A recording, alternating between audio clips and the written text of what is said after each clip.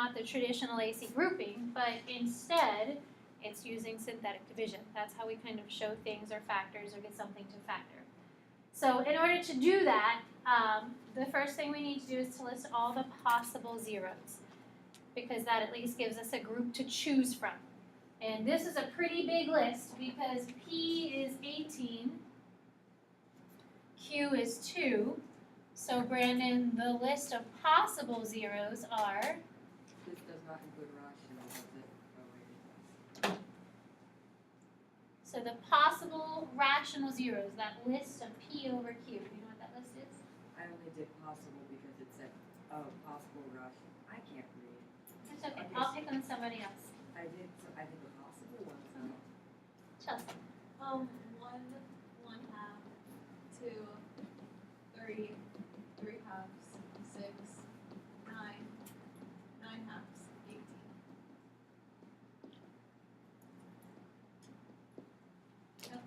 That's 18. Okay. So the difference between the possible and the actual, the possible, this is that big list that if we were using synthetic division, we would do it maybe 15 times, 16 times. But from this list, there are 4 actual zeros, and Brandon, you found the 4 actual zeros, not the possible ones. So these are the possible ones. So if you were able to use a calculator, the first step you would do after you get this list is to look up a zero in the calculator. And Brandon, one of the zeros you found in the calculator probably was 2. So you would look this up in your calculator, you'd see that one of the x-intercepts is 2, the calculator would tell you that. And then to show that it's a factor, you take that 2 and you use it with synthetic division. So we have the coefficients, and the remainder better be 0. If it isn't, it's a good indication that you did something wrong, especially if you found it as an x-intercept in the calculator. All right, so we bring down the 2. 2 times 2 is?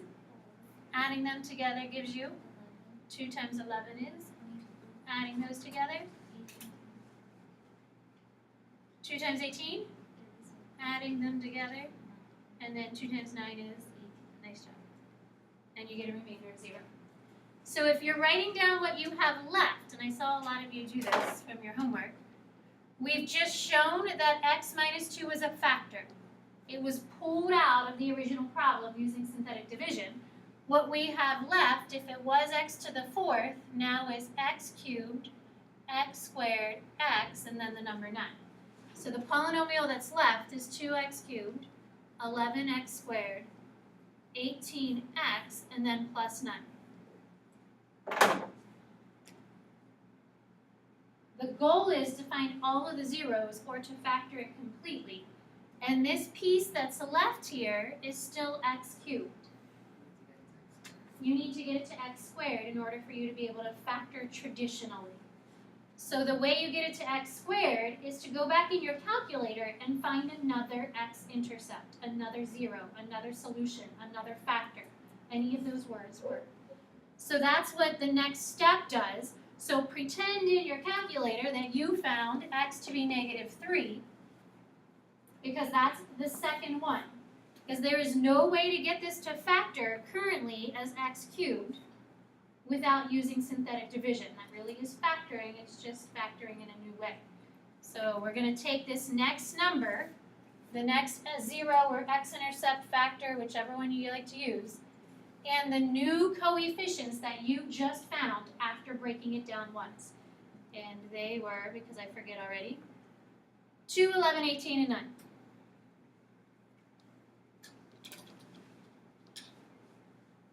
Then we're going to use synthetic division another time. All right, Libby, so we bring down the 2. 2 times -3 is? -6. Add, and you get? 5. 3 times -5? -15. Add. 3. And 3 times -3 is? -9. And we have a remainder of 0.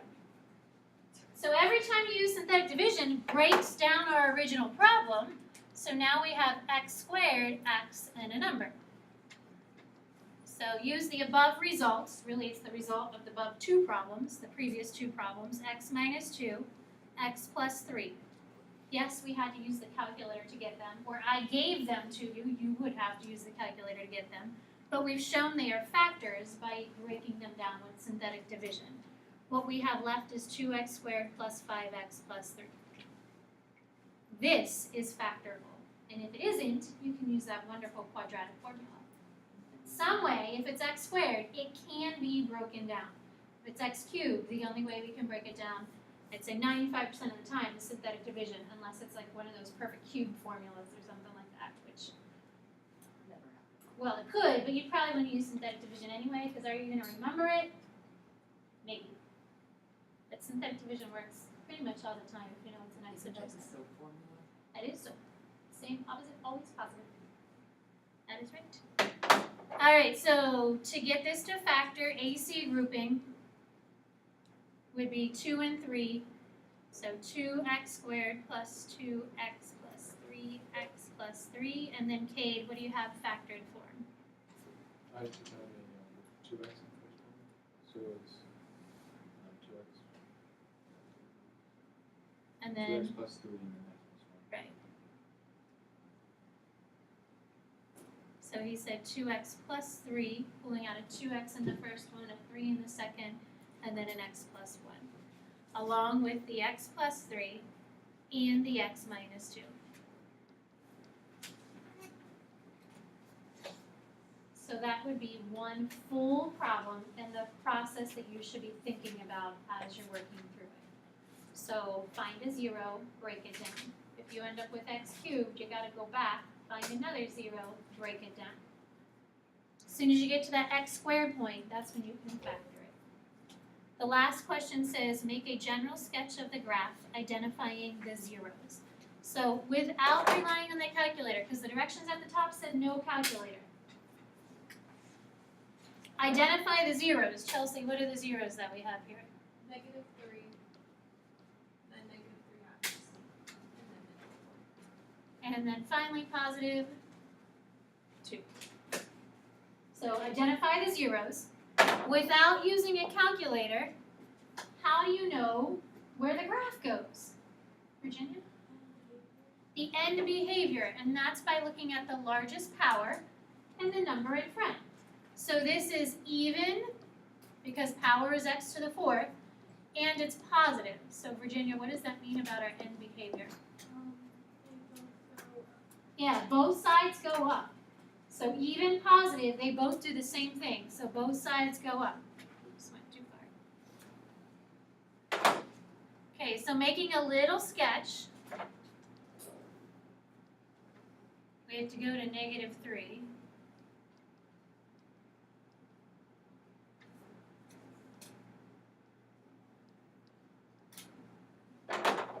So graphing the zeros, because that's pretty much all we have to go on. -3, 3 halves is in between -1 and 2, and then -1, and then positive 2. And then Virginia said the end behavior, they both go up. So if you go to your last 0, make it go up. I guess your first and last zeros, make them go up. Are there any double roots? No. So if it's not a double root, that means it crosses through every x-intercept. It goes through them. It doesn't curve at them. So starting on the left, it has to go through the first x-intercept, and then we're going to play connect the dots. Somehow, it's going to go down. Eventually, it has to curve to go back up to your next x-intercept. We don't know how far. I really don't care how far. I'm more worried about, can you graph it with kind of relying on the information we have. So then it connects the next x-intercept. It has to go through it because, again, it's a single root. It's going to go, at some point, to max, turn back around to connect to the next dot. Probably isn't going to go as high on this one because those 2 points are pretty close together. And then, again, it's going to go down. At some point, it has to turn and connect to the last dot. Mine didn't connect very nicely. I don't know how far these go down. The one, I think, on the right goes down further than the one on the left. But I'm really not worried about that. So the difference between a single root and a double root, that's the important part to help you sketch the graph. And like you're just connecting the dots, knowing that it has to curve down to connect to another one, or curve up to connect to another one. Questions?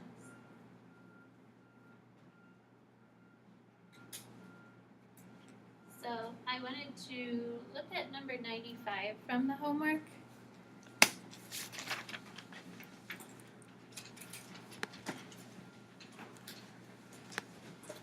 There it is.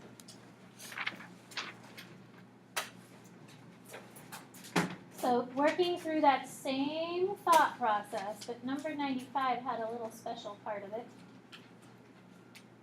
So 95 is 8x to the fourth plus 28x cubed plus 9x squared minus 9x. If you take like 5 seconds just to look through that problem, so just looking through up here, what do you notice that they all have? Chelsea? An x.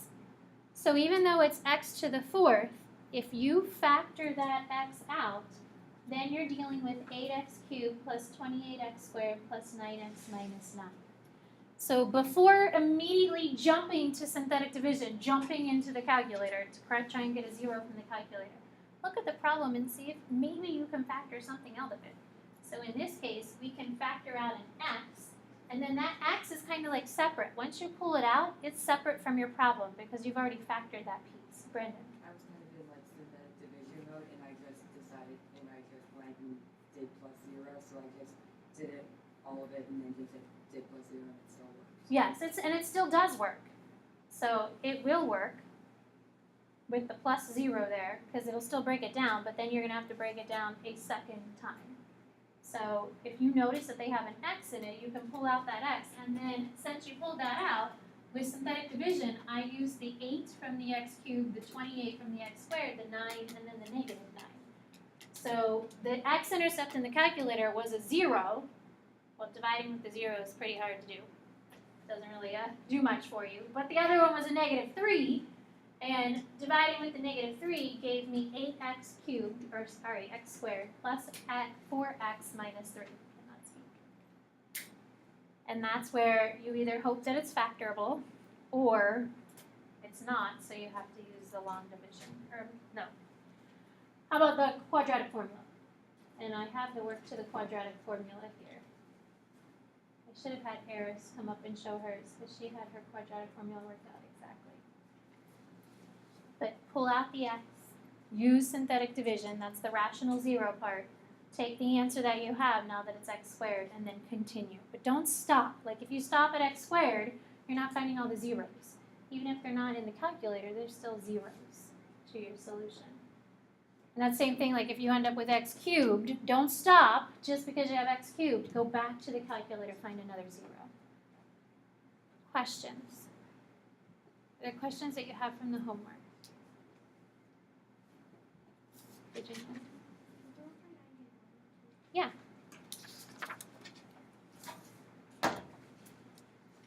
So 91. 91's weird because it says g of y. And I don't know, that just bothers me that y is there as your independent variable. Yeah, I know, right? Like it's always x. So you can write it as x if you don't want to write it as y.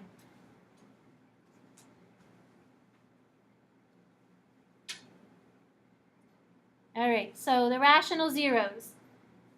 P over Q. Virginia, do you have that list? 1 half, 2, 3 halves, and 6. Good. So 2, 4, 6, 8, 10, 12. 12 of them. In the calculator, find 1. Does anybody have 1? What do you have, Virginia? 1.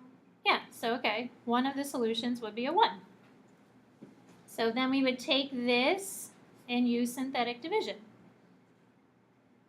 So 2, 7, negative 26, 23, negative 6.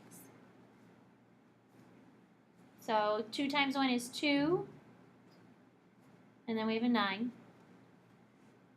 Negative 26 plus 9 is? Negative 17. And then that gives us a 6. 1 and 6 make 6, and then we get a 0. So working through the problem like we did with the last one, we have x minus 1, and now this is x cubed because it started out with x to the 4th, and I flipped it from y to x. That's just, oh well. 9x squared minus 17x plus 6. My brain is saying it always should be an x. What do you do from here? Right, go back to your calculator, find another x-intercept. Thanks. Brandon, do you know what another x-intercept is? 1/2. Okay, so go back to that calculator. Because this is still x cubed, you need to break it down with synthetic division again. So, gotta work through it until we can get it down as far as the x squared. So 1/2, and then we have 2, 9, negative 17, 6. So Brandon, bring down the 2. Half of 2 is? Half of 10 is? 5, And then half of 12 is? 6. And then the remainder is 0. So now, we pulled out an x minus 1, we pulled out an x minus 1/2, and then we have 2x squared plus 10x minus 12.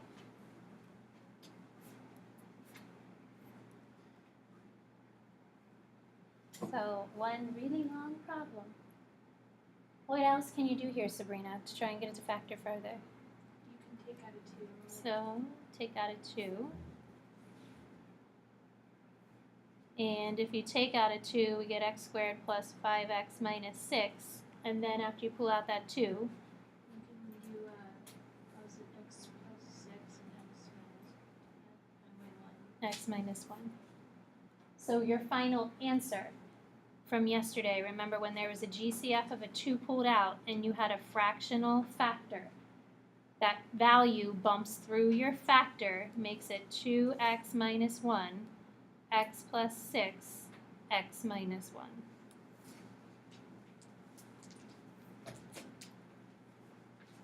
Oh.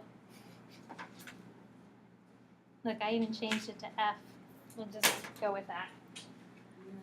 Whatever that letter is in the front, the function. Can we just mark the x minus 1 as like a double root? Yeah, you could do that as well. Yeah, good catch. So that x minus 1 is a double root. It's there twice.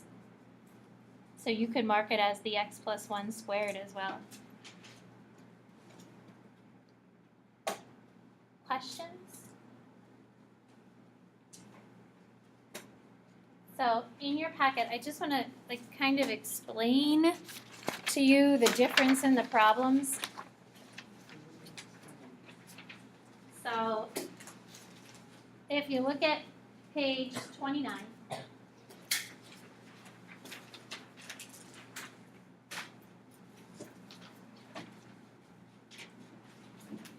number 7, Brandon, this one's for you, says list the possible rational zeros. So the possible zeros, Brandon, are 115. Well, do I have to say plus? no, but it's that big list, not the ones from the calculator, just the big list. So possible zeros, that's all you have to do for number 7, right? The big list. Plus or minus 1, 3, 5, 15,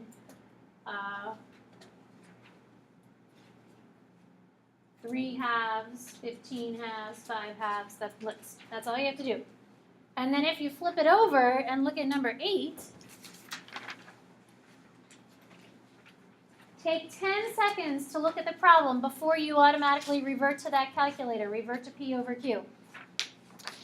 What can you do with number 8? Eris? Take out 2 and Take out 2 an x. and an x. And if you take out a 2 and an x, do you think you need to use synthetic division? No. That one's just factorable. So it just says to find the rational zeros. And you can do that one with factoring. And then 9, 10, 11, 12. There we go. 9 says find the rational zeros, which means if the other ones are found with the quadratic formula, you don't need to use the quadratic formula. I just want the rational zeros. So you still have to do P over Q. You're still going to have to look up a number in the calculator and use synthetic division. But if your answer is not factorable, then you're done. You don't have to use the quadratic formula. The rational ones are the ones that should be in that list. But then 10, 11, and 12 want you to find all of them. And I don't know why I left like the bottom third of the page blank and didn't give you more space in between. You probably need a little more space than what's there unless you can write really small. But when it says find all real zeros, that's what the homework asked you to do for those last problems. That's the P over Q. Look up a number in the calculator, use synthetic division, and then factor. So that's finding all the real zeros. Your answers to this are the next page already in the packet for you. So if you flip the page, all the answers are there. On the following page, page 33, that starts to review for your half midpoint chapter test, which is next Tuesday. It goes all the way back to completing the square and finding the standard form of a parabola with the h and the k value, the max and the min, the applications of the parabolas that we talked about, which was a little while ago. So you have about 10-ish minutes to kind of get a little start on those. So finish section 2-3 worksheet, start numbers 1 through 5, that first page of the review. And then on Monday, I'll have another kind of problem that we work through together as a class. We'll go over some questions, and then Tuesday is your test. Question?